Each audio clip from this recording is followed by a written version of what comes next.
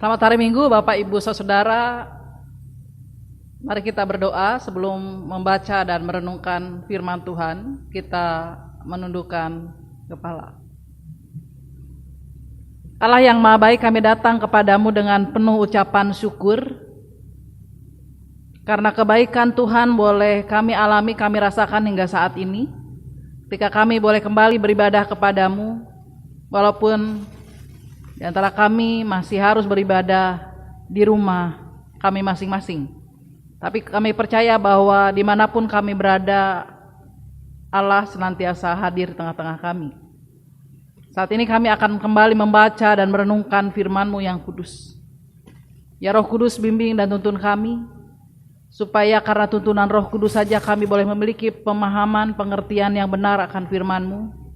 Dan kami juga boleh senantiasa hidup dalam tuntunan firman-Mu yang kudus. Biar kami juga boleh memiliki hati yang terbuka untuk menerima tuntunan firman-Mu yang kudus dalam hari-hari kehidupan kami. Dalam pengasihan Tuhan Yesus Kristus, firman Allah yang hidup, kami berdoa kepada Bapa di sorga. Amin. Jemaat Tuhan, kita akan membaca dari kitab Injil Matius pasal 13 ayat 24 hingga 30, dilanjutkan dengan ayat 36 hingga yang ke-43.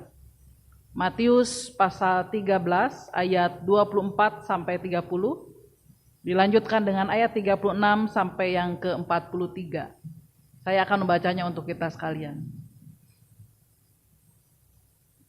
Perumpamaan tentang lalang di antara gandum. Yesus membentangkan suatu perumpamaan lagi kepada mereka, katanya, hal kerajaan sorga itu seumpama orang yang menaburkan benih yang baik di ladangnya. Tetapi pada waktu semua orang tidur, datanglah musuhnya menaburkan benih lalang di antara gandum itu lalu pergi. Ketika gandum itu tumbuh dan mulai berbulir, nampak jugalah lalang itu.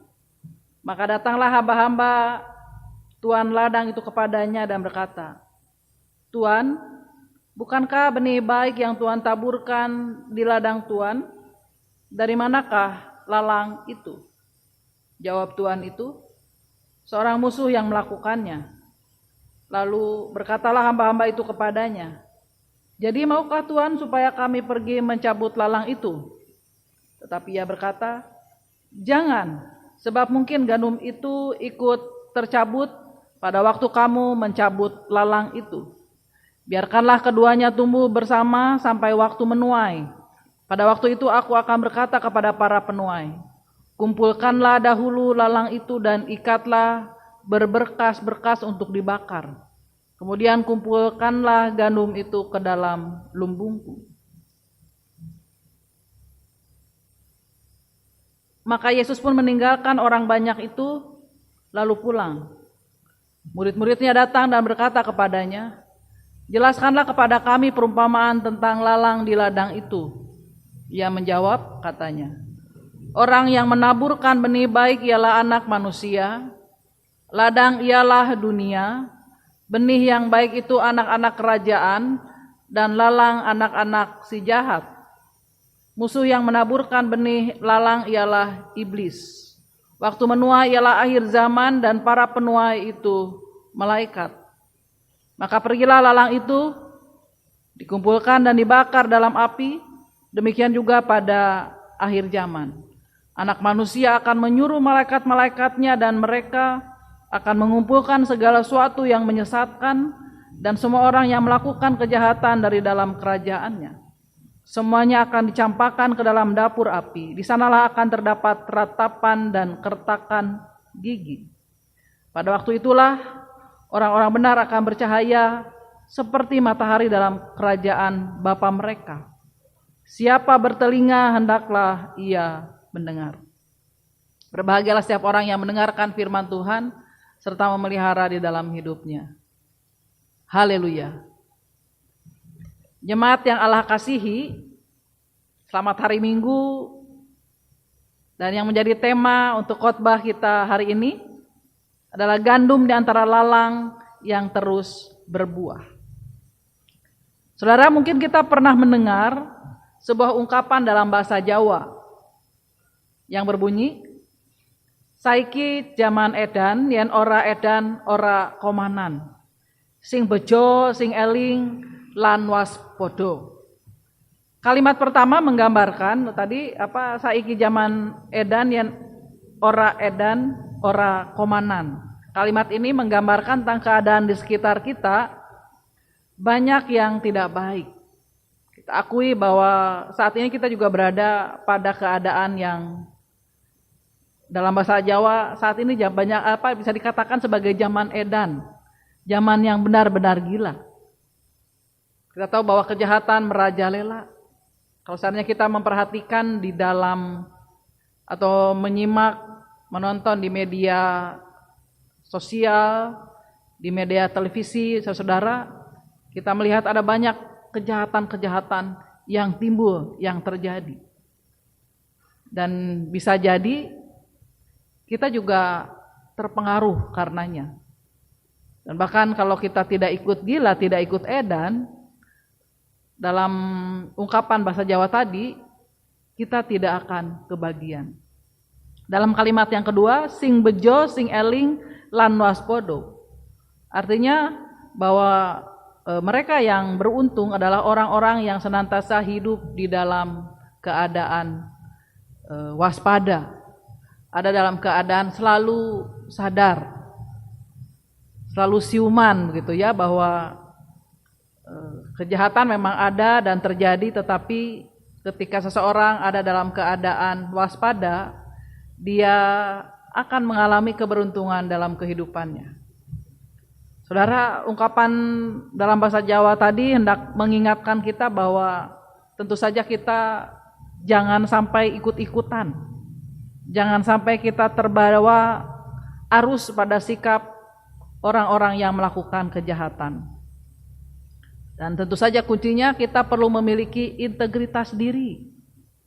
Selalu waspada berarti kita juga akan selalu menjaga diri kita, menjaga hati kita terhadap kejahatan yang ada di sekitar kita.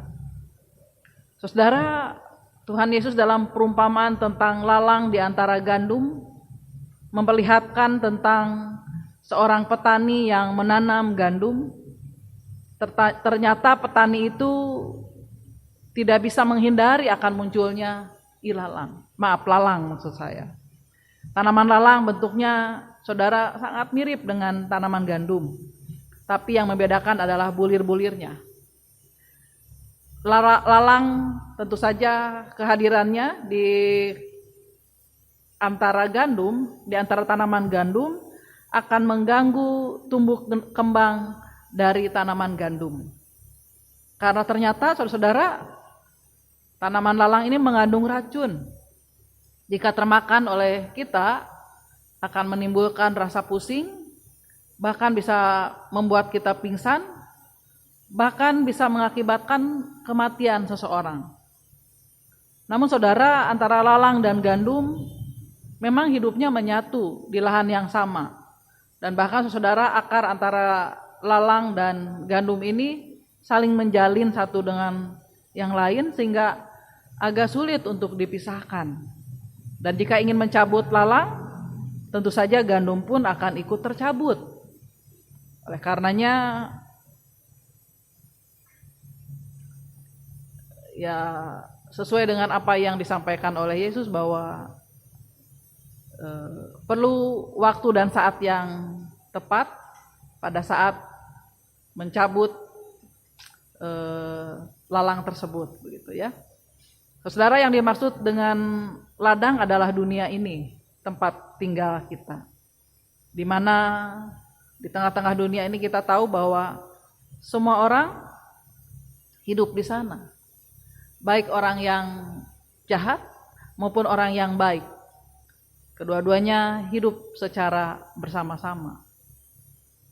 Tentu saja kita tidak bisa memilih saudara untuk selalu hidup atau selalu bisa hidup di lingkungan di mana orangnya baik-baik semua, orangnya jujur-jujur semuanya gitu ya. Tapi sebagai orang percaya tentu saja kita tentu saja perlu selalu hidup di dalam kebenaran.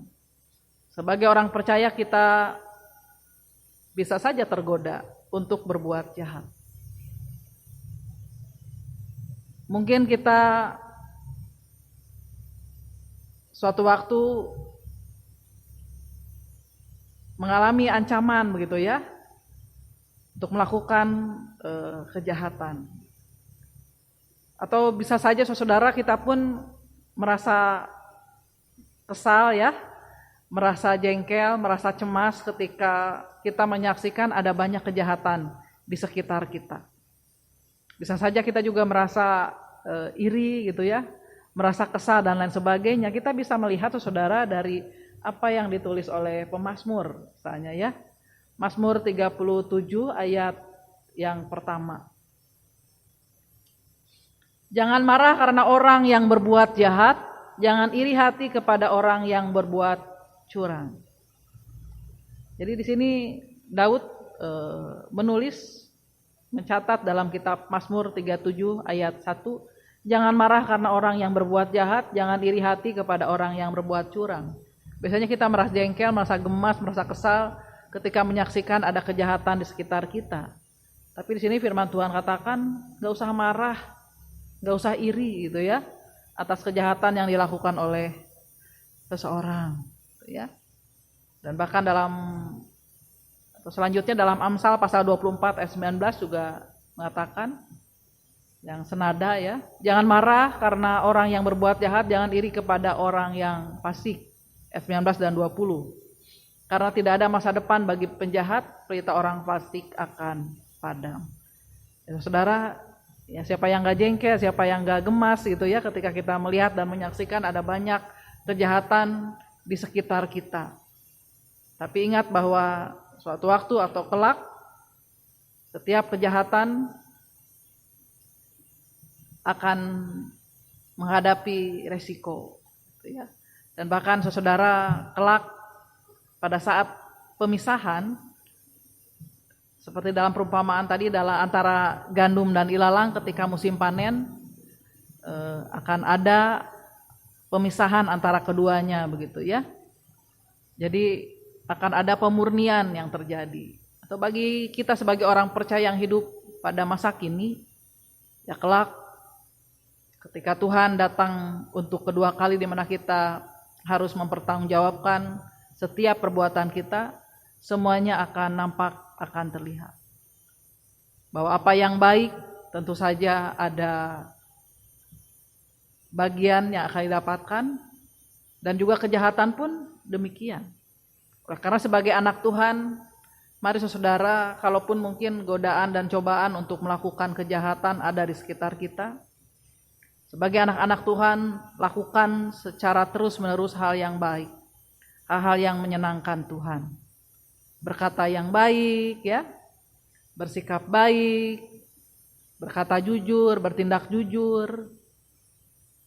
Yakin tidak akan rugi ketika kita melakukan semuanya itu. Dan tidak perlu tergoda akan hal-hal yang jahat di antara kita, di sekitar kita. Dan kita tidak perlu tergoda untuk melakukannya. Dan yang pasti saudara, kita memang perlu memperjuangkan hal-hal yang baik di sepanjang kehidupan kita. Dan ada harga yang harus dibayar juga ketika kita berjuang untuk melakukan hal-hal yang baik yang Tuhan perkenan. Dan kita percaya Roh Kudus akan menolong dan memampukan kita di dalam perjuangan kita mengupayakan hal-hal yang baik yang Tuhan perkenan. Roh Kudus membantu dan menolong kita agar kita semua dapat tetap hidup, tumbuh di tengah-tengah lingkungan yang jahat sekalipun, karena percayalah kuasa Roh Kudus akan menaungi kita. Tuhan menolong dan memampukan kita dalam mewujudkan firman-Nya. Amin.